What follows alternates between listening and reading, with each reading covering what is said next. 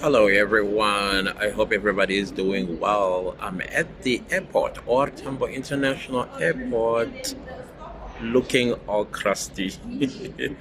Yeah, I'm looking all gray. But, anyways, I just want to address something that some of y'all seem to be asking a lot about the white G word that I cannot mention here on YouTube happening in South Africa that got Donald Trump earlier this year saying there are terrible things happening in South Africa.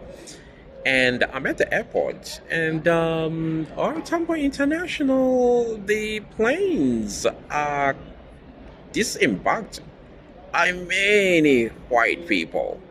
When I say many, it's like the entire flight was just them flocking to a country where their skin color apparently is in danger.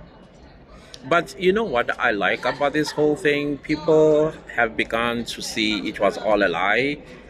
Not that they began to see it was all a lie. People always knew this was a lie to begin with because why all the major organizations like your United Nations, like your World Health Organizations, your whoever that have the resources and the power to report on such horrendous situation in South Africa for a particular race of people. So it is become very clear to a lot of us that the plan, or maybe the assumption was because America is known to use its foot soldiers, basically the American army, to invade and install or to change regimes and guise it as installing democracy when they actually thought that Donald Trump is all about number one, doesn't like black people. Number two, he has a colonial mindset, and therefore, this will sit well with him in taking over South Africa and then handing it over to these people. So I think, in essence, that's how they see Donald Trump. That he is actually a racist, just like them, and he will do as they are hoping he would. I mean, of course, you had Elon Musk that was whispering in his ear, probably being briefed by these grifters in South Africa. And it's so funny how all of these blew on their faces, like literally blew on their faces. Even those that left South Africa, the 49, plus I believe there was a second group that left, they are struggling in the United States. Okay, some I hear may have gotten jobs in the United States. The part that makes me laugh the most, apparently, some of them were accidentally deported back to South Africa by ICE. I don't know how true that is, but apparently that happened. And I could not stop myself from laughing. Like, what? How did they even enter South Africa? Because remember, seeking asylum, it means the country of your origin has, it's dangerous for you. You are being persecuted, discriminated, you are in danger, basically, and therefore you seek asylum elsewhere. And that's what the understanding that Donald Trump had about what was happening in South Africa. So, here's the other interesting thing as well. In November, the world is coming to South Africa for the G20 summit that's going to be held in Johannesburg. I mean, I'm assuming all these planes that are landing with all these people coming here might be one of those preliminaries, if you may, because it is attracting a lot of tourists. A lot of tourists. Because the question is, okay, if the G20 is going to be held on the soils of Africa for the first time, clearly there is something interesting in South Africa. There's a lot of things, or there are a lot of things that are interesting here in South Africa. I can tell you that. I mean, you can ask expats that come from the US and elsewhere in the world, they will tell you they are having a ball of a time here. And the interesting part, a lot of them are talking about this joke of a lie that there's a G-side going on in South Africa against particularly Afrikaners. Listen, South Africa is crime ridden.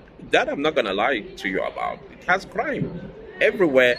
But is it a war zone the way it is put out there in the world? No, that's propaganda. I mean, there are states in the United States that are more dangerous than South Africa. Way dangerous than South Africa. I think because South Africa is very transparent and open about its crime statistics, because we get those reports every 3 months to tell us whether crime increased or decreased or nothing has changed and what the police are actually doing about it. So it's all that information, it's out there in the open for everybody to see. So if you live in a country that has bad recording of criminal activities in your country, you would actually assume that, yeah, South Africa is crime ridden. I mean, when it's not. I mean, we only like what, 59 million of us? And then you have countries like Nigeria with over 250 million people. They don't keep crime records. They don't know what their crime records are, but they would say South Africa is actually the worst on the continent when it comes to crime. That does not make mathematical sense. It's just propaganda to decampaign South Africa and also put a bad light on our name. And funny enough, South Africa keeps surviving these propagandas. We keep surviving these propagandas because for some reason, some people take an interest and say, let me go see for myself. And when they get here, it's all blissful. Some of them don't even want to go back because of the amount of fun and relatability and the welcome and the warmth, the weather, the food, everything. For many people, things look familiar and they are loving that. And as a result, they keep returning. I mean, I'm at the airport right now because I just saw off an American mother and son. This is their third time coming to South Africa, and every time they come here, we hang out. And then I came to say goodbye to them, and they're off. They gone back to the U.S. and they are returning in December, simply because when they came in 2023. They were like, this is absolutely amazing. It's the feeling that they get when they are here, the feeling of belonging, the feeling of comfort, the feeling that this is home. And now, when they return in December, they are looking for a house. They are willing to buy a second home that they can come to rather than staying in Airbnbs and hotels. And this time around, they extensively went into South Africa, like Durban, our own Miami, South Beach, and they even went as far as Cape Town this time around. And they want to explore more of South Africa, but because they are still young, they work back home in the US, but they still also want to take summer holidays to South Africa, including Christmas breaks to South Africa. So it's quite interesting because I am looking, if you look right there, this is like the arrivals right there at the back. No, that's arrivals. And it was just filled with Caucasians coming from flights from all over the world.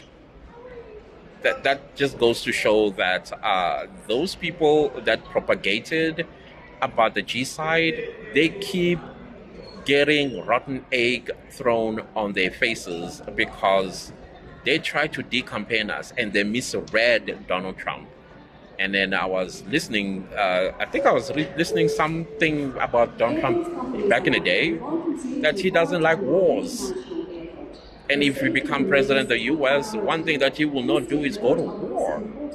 That is why he thought he was going to end the Russian-Ukrainian war the first day he goes into office. Anyways, it's becoming a little noisy. And man, I'm looking crusty, guys. I need to go and shave. Other than that, I don't know what your thoughts are, and I will see you next time. Please don't leave the video without liking, sharing, commenting, and subscribing. I know I'm speaking over the announcement, but yeah, let's see each other later. Goodbye.